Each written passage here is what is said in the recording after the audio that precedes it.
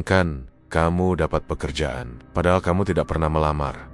Kamu masuk ke pabrik yang terlihat hidup, tapi sebenarnya sudah terbakar seminggu lalu. Dan yang menyambutmu bukan lagi manusia. Namanya Sabrina, usianya baru menginjak 19 tahun, lulus SMA setahun lalu, tapi hidup tidak pernah benar-benar memberinya waktu untuk bermimpi lebih jauh. Ayahnya meninggal mendadak karena sakit, meninggalkan tumpukan utang kecil dan kesunyian yang terasa panjang. Ibunya kini terbaring lemah hampir setiap hari. Batuknya tak pernah benar-benar sembuh. Nafasnya sering terputus-putus. Sejak itu, Sabrina terbiasa bangun pagi bukan untuk bersiap ke sekolah, tapi untuk menghitung sisa uang, menyeduh air hangat untuk ibunya, lalu keluar rumah mencari pekerjaan apapun yang mau menerimanya. Pagi itu hujan rintik turun sejak subuh. Atap seng kontrakan kecil mereka meneteskan air di beberapa sudut.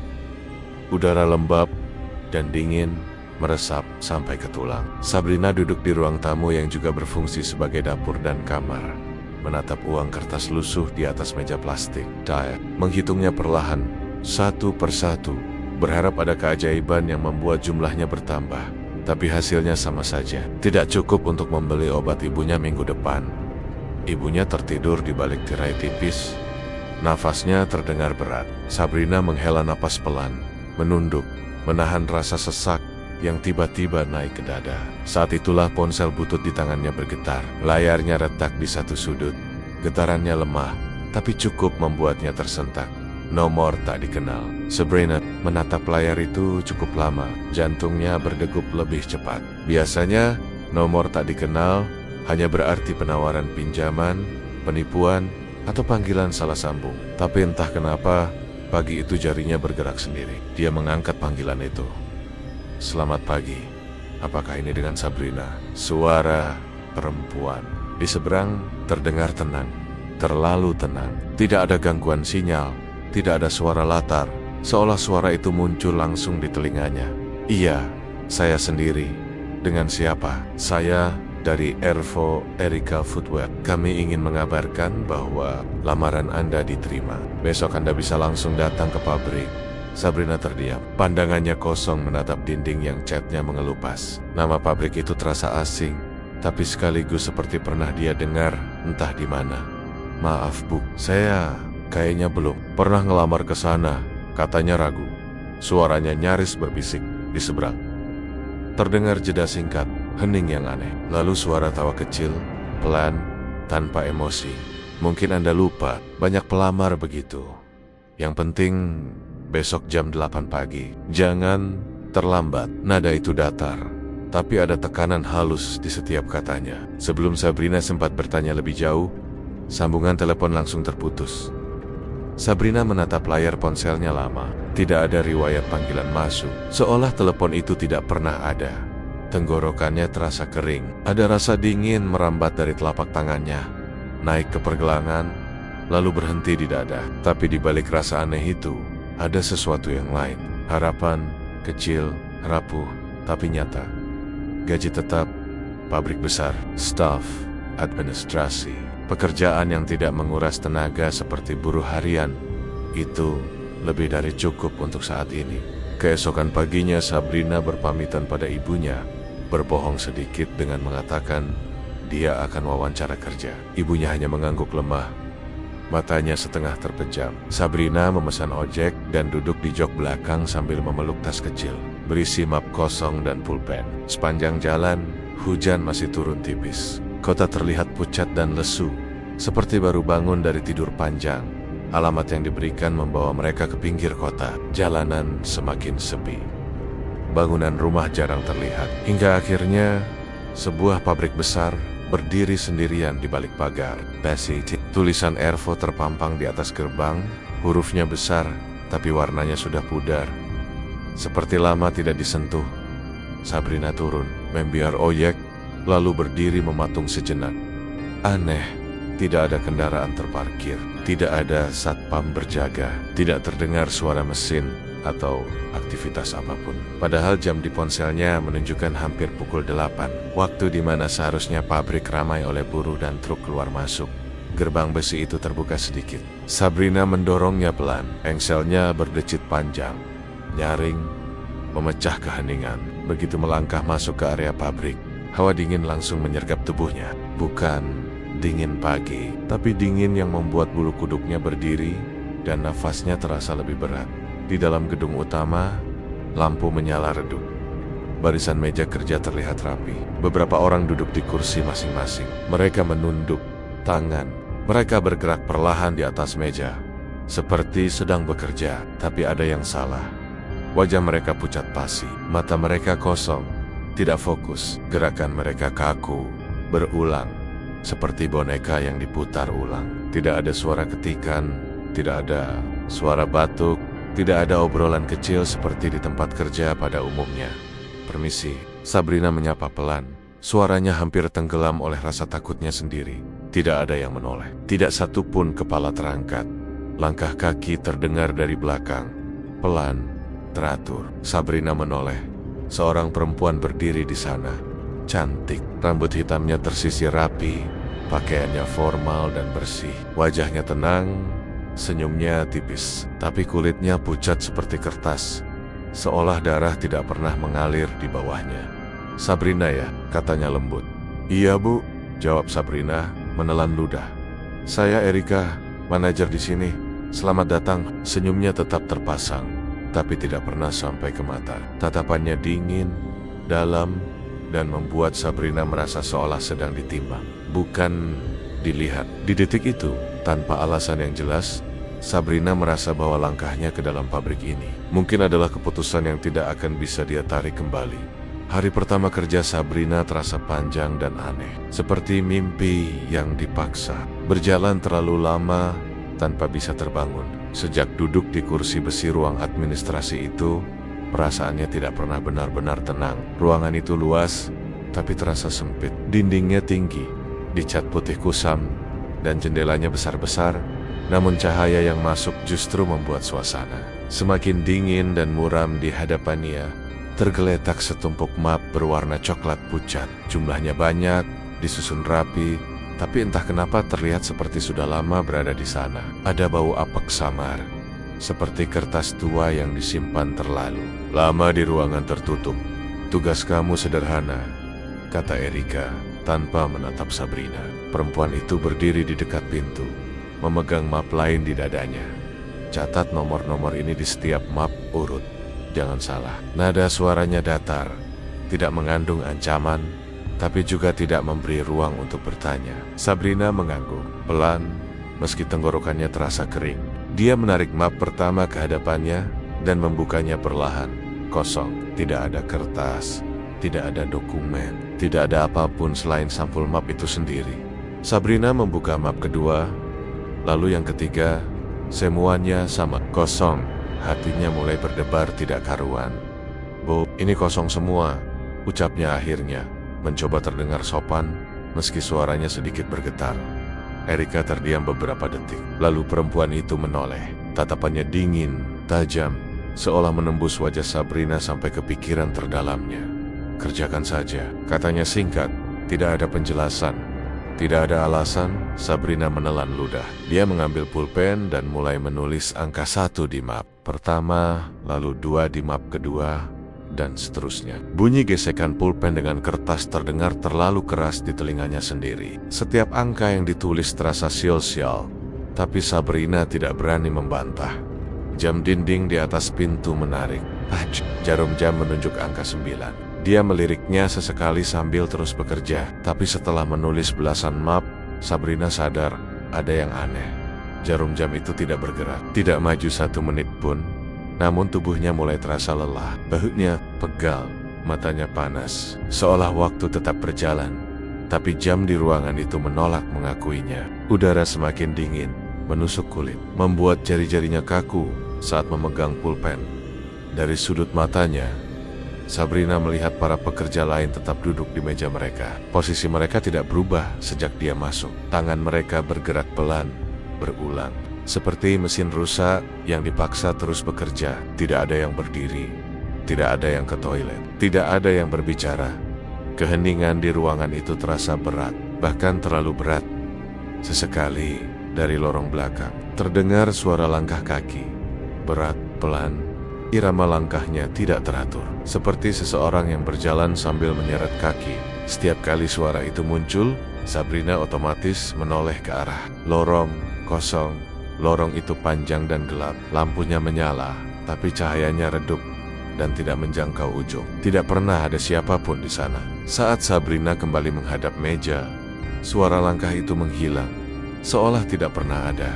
Tidak ada suara batuk, tidak ada suara kursi digeser, tidak ada suara orang berdehem atau mengeluh lelah.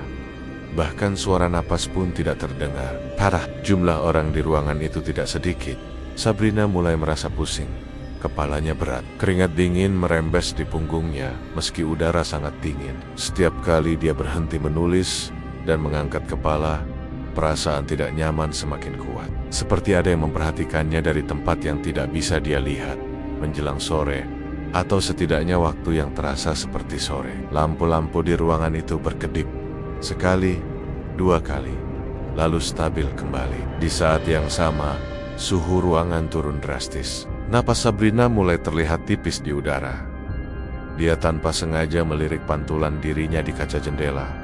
Wajahnya pucat, matanya terlihat lebih gelap. Namun, ada sesuatu di belakang pantulannya. Sebuah bayangan hitam, tinggi, berdiri tepat di belakang kursinya. Jantung Sabrina serasa berhenti. Dia menoleh cepat. Tidak ada siapapun. Kursi di belakangnya kosong. Lorong tetap sepi. Para pekerja lain tidak bereaksi apapun, seolah tidak terjadi apa-apa. Tapi tangan Sabrina mulai gemetar hebat. Pulpen jatuh ke lantai dengan bunyi kecil yang terasa sangat keras. Tidak ada yang menoleh. Sabrina memungut pulpennya dengan tangan gemetar. Nafasnya tidak beraturan. Dia ingin berdiri, ingin keluar, tapi kakinya terasa berat, seolah lantai menahannya agar tetap duduk di sana. Entah berapa lama kemudian, langkah kaki lain terdengar. Kali ini lebih ringan, lebih teratur. Erika di antara meja-meja membawa sebuah kotak coklat kecil. Kotak itu sederhana, tidak terlalu besar, diikat rapi dengan tali tipis. Sabrina, kata Erika pelan. Sabrina tersentak dan berdiri refleks. Ya Bu, Erika menyerahkan kotak itu ke tangannya. Saat kulit mereka bersentuhan, dingin dari tangan Erika membuat Sabrina refleks menarik napas tajam. Tolong antarkan ini ke rumah suami saya, Pak Rama. Alamatnya sudah tertulis. Sabrina menatap kotak itu. Entah kenapa, kotak tersebut terasa lebih berat dari ukurannya. Sekarang Bu? Tanyanya ragu. Iya, ini penting. Nada suara Erika berubah. Tidak lagi sekadar dingin. Ada tekanan emosi di sana. Sesuatu yang tertahan lama. Sesuatu yang dalam. Mata Erika menatap Sabrina likat-likat, seolah memohon sekaligus memerintah. Sabrina mengangguk pelan. Dia tidak berani bertanya lebih jauh. Saat melangkah keluar ruangan administrasi, dia sempat menoleh ke belakang. Para pekerja masih duduk di tempat yang sama. Posisi mereka tidak berubah. Tidak satu pun mengangkat kepala untuk melihatnya pergi. Begitu Sabrina melewati gerbang pabrik, dunia terasa berubah seketika. Suara kendaraan terdengar kembali. Klakson, mesin motor, dan angin sore menyambutnya. Langit terlihat lebih terang, meski matahari hampir tenggelam. Sabrina menoleh ke belakang. Pabrik itu tampak berbeda.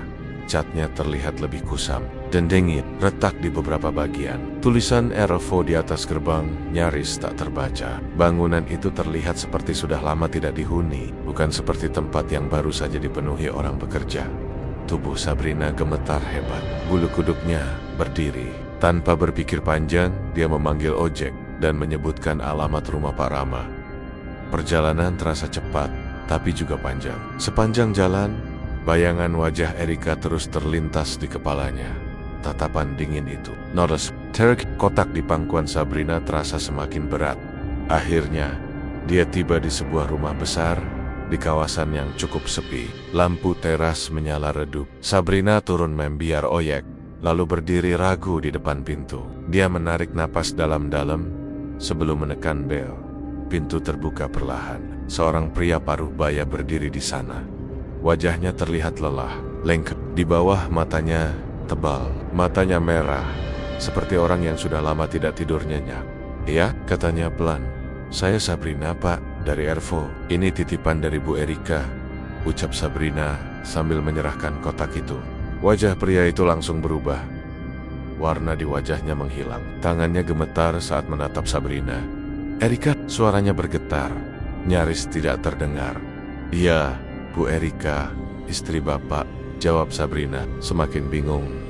Kotak itu terlepas dari tangannya dan jatuh ke lantai dengan bunyi tumpul. Pria itu mundur satu langkah, lalu terduduk lemas di kursi dekat pintu. Pabrik itu terbakar seminggu lalu, katanya lirih. Matanya kosong menatap lantai. Erika meninggal di dalam bersama semua karyawan. Dunia Sabrina serasa runtuh. Seketika, suara di sekitarnya menghilang. Nafasnya tercekat. Darahnya serasa berhenti mengalir. Pabrik, para pekerja, Erika, semua gambaran hari ini berputar di kepalanya. Saling bertabrakan, membentuk satu kesimpulan yang terlalu mengerikan untuk diterima. Tangannya dingin, kakinya lemas. Dan saat itu juga, Sabrina sadar, sejak pertama kali mengangkat telepon pagi itu, hidupnya sudah melangkah masuk ke sesuatu yang tidak seharusnya dia datangi. Kotak itu akhirnya dibuka dengan tangan gemetar. Pak Rama terlihat ragu, seolah takut apa yang ada di dalamnya akan menghancurkan sisa hidupnya yang sudah berantakan. Sabrina berdiri sedikit menjauh, punggungnya menempel ke dinding, jantungnya berdegup kencang sampai terasa di telinga. Tutup kotak terangkat perlahan, menimbulkan bunyi gesekan kecil yang terdengar terlalu nyaring di tengah keheningan rumah itu. Di dalamnya tidak ada uang, tidak ada perhiasan, tidak ada benda aneh seperti yang sempat dibayangkan Sabrina. Aizen justru terlihat biasa. Tapi justru itulah yang membuatnya terasa mengerikan. Sebuah flash disk hitam, beberapa lembar dokumen yang disusun rapi, dan foto-foto hasil tangkapan layar CCTV. Pak Rama mengambil salah satu dokumen dengan tangan bergetar. Matanya bergerak cepat, membaca, lalu semakin lama semakin membelalak. Sabrina, Aisyah, di dokumen itu terlihat catatan transfer dana dalam jumlah besar, berpindah dari satu rekening ke rekening lain. Semua transaksi terjadi beberapa hari sebelum kebakaran pabrik. Nama pengirim dan penerima berulang kali muncul, seperti disengaja agar mudah dilacak. Dan di setiap lembar satu nama tercetak jelas, seolah sengaja ditonjolkan. Lina. Sabrina menelan ludah. Nama itu terasa dingin di lidahnya. Pak Rama mengambil foto-foto CCTV. Tangan tuanya gemetar hebat. Di foto pertama terlihat sudut gudang pabrik. Waktu tercatat jelas, malam hari, di luar jam kerja. Di foto berikutnya, sosok seorang perempuan terlihat masuk ke area terlarang. Rambut panjang, postur tubuh yang familiar. Di foto terakhir, terlihat percikan api kecil di sudut ruangan, disusul cahaya terang yang memenuhi layar itu. Disengaja, gumam Pak Rama lirih. Suaranya pecah. Ini bukan kecelakaan. Sabrina merasa perutnya mual. Semua potongan kejadian di pabrik tiba-tiba masuk akal dengan cara yang paling menakutkan. Wajah para pekerja pucat, gerakan mereka kaku, dinginnya ruangan, tatapan Erika. Mereka bukan sekadar kenangan. Mereka seperti tertahan. Belum sempat mereka mencerna semuanya, suara keras tiba-tiba menghantam ruangan. Pintu depan terbuka dengan kasar. Angin malam masuk menerpa membuat tirai bergoyang liar. Lampu ruang tamu berkedip sekali. Sabrina menoleh, nafasnya tertahan. Lina berdiri di ambang pintu penampilan itu. Jauh berbeda dari foto-foto lama yang sempat dilihat Pak Rama. Rambutnya berantakan, wajahnya pucat, matanya merah dan liar. Senyum di bibirnya bengkok, tidak wajar, seperti ditarik. Paksa, kotaknya mana? Bentaknya keras, suaranya melengking. Tatapannya langsung tertuju pada Sabrina. Sabrina mundur satu langkah refleks. Tubuhnya gemetar. Lina, kamu ngapain kesini? Pak Rama berdiri dengan susah payah. Suaranya lemah, tapi penuh amarah dan kebingungan. Lina tidak menjawab. Dia melangkah cepat, nyaris berlari, langsung menerjang Sabrina. Tangannya terulur, jari-jarinya mencakar udara, wajahnya penuh niat buruk. Sabrina menjerit kecil dan menutup wajahnya dengan tangan. Namun tiba-tiba, tubuh Lina berhenti mendadak. Seolah ada tembok tak terlihat yang menahannya. Tangannya terangkat ke atas, kaku, jari-jarinya menegang. Lina membuka mulut, matanya membelalak. Ketakutan. Apa ini? Teriaknya. Berhenti, tolong. Tangannya mulai bergerak sendiri. Perlahan, lalu semakin cepat. Kukunya mencakar wajahnya sendiri. Garis-garis merah muncul di pipinya. Darah mengalir menetes ke lantai. Tidak, hentikan, sakit. Lina menjerit histeris. Tubuhnya bergetar seperti kesetrum. Sabrina terduduk lemas di lantai. Kakinya tidak lagi kuat menopang tubuhnya. Udara di ruangan itu berubah drastis. Dingin menyengat, membuat nafasnya terasa berat. Lampu berkedip lagi, lalu meredup. Dari sudut ruangan, bayangan hitam perlahan muncul. Awalnya hanya gumpalan gelap, tapi semakin lama bentuknya semakin jelas. Sosok seorang perempuan berdiri tegak, rambutnya menjuntai, tubuhnya seperti terbakar. Sebagian wajah itu, wajah Erika, namun bukan Erika yang cantik dan rapi seperti di pabrik. Kulit wajahnya mengelupas dan menghitam di beberapa bagian, seperti arang. Matanya hitam kosong, tanpa putih mata, menatap lurus ke arah Lina. Suara perempuan itu bergema, pelan tapi penuh amarah, seolah datang dari segala arah. Kamu ambil segalanya dariku. Lina menjerit semakin keras, tangannya mencakar lebih dalam. Darah membasahi bajunya. Tubuhnya akhirnya tidak kuat lagi. Dengan suara berat, dia jatuh terkulai ke lantai, tak bergerak. Bayangan Erika berdiri diam beberapa detik, menatap Lina dengan kebencian yang belum padam. Lalu perlahan, sosok itu memudar, menyatu kembali dengan bayangan sudut ruangan. Udara dingin mulai berkurang, meski rasa takut tetap menggantung tebal. Beberapa menit kemudian, suara sirina polisi terdengar mendekat. Pak Rama entah bagaimana berhasil menelepon pihak berwajib di tengah kepanikan. Polisi datang bersama petugas medis. Lina dibawa pergi dalam keadaan tidak sadarkan diri. Wajahnya penuh luka yang tidak bisa dijelaskan secara logis. Sabrina duduk di sofa, tubuhnya gemetar. Tangannya dingin, kepalanya penuh dengan gumbar-gembar yang tidak ingin dia ingat, tapi terus muncul tanpa izin. Semua bukti dari dalam kotak diserahkan ke polisi. Pak Rama terlihat seperti pria yang menua puluhan tahun dalam satu malam. Kosong, penuh penyesalan setelah semuanya selesai. Setelah rumah itu kembali sunyi dan hanya menyisakan bau obat dan darah yang sudah dibersihkan seadanya, Sabrina berpamitan pulang. Dia ingin keluar dari rumah itu secepat mungkin. Setiap sudut terasa mengawasinya. Pak Rama mengantar sampai pintu dengan langkah berat. Terima kasih, katanya pelan. Suaranya penuh rasa bersalah. Kalau bukan karena kamu, Sabrina hanya mengangguk. Dia tidak sanggup berkata apa-apa lagi. Begitu melangkah keluar, udara malam menyentuh wajahnya. Dia menarik napas panjang, berharap rasa sesak di dadanya berkurang. Langkahnya cepat, hampir berlari, menjauh dari rumah itu. Namun, baru beberapa langkah, terdengar suara yang membuat darahnya membeku. Pintu di belakangnya tertutup sendiri. Perlahan, tanpa angin, tanpa sentuhan, Sabrina berhenti, tubuhnya kokoh. Dia berbalik perlahan. Pintu itu sudah tertutup rapat. Lalu terdengar suara lain. Suara kunci berputar dari dalam. Pak, panggil Sabrina dengan suara gemetar. Tidak ada jawaban. Udara di sekitarnya kembali dingin, lebih dingin dari sebelumnya. Nafasnya membentuk uap tipis. Tiba-tiba, dia merasakan sesuatu di belakangnya. Nafas dingin menyentuh telinganya, membuat seluruh tubuhnya merinding. Kamu tidak boleh pergi, Sabrina. Suara itu pelan, lembut, tapi penuh kepemilikan. Suara yang sudah dia kenal. Sabrina menutup mata, air mata mengalir tanpa bisa ditahan. Dia tidak berani menoleh, tapi pantulan di kaca jendela samping rumah memperlihatkan bayangan itu. Erika berdiri tepat di belakangnya. Wajah hangus itu tersenyum lebar. Terlalu lebar, senyum yang tidak manusiawi. Lampu teras tiba-tiba padam, gelap menyelimuti segalanya. Dan di dalam rumah itu, di balik pintu yang terkunci, dendam belum benar-benar pergi. Dia masih hidup, bernafas dalam bayangan, menunggu, dan belum menemukan akhir.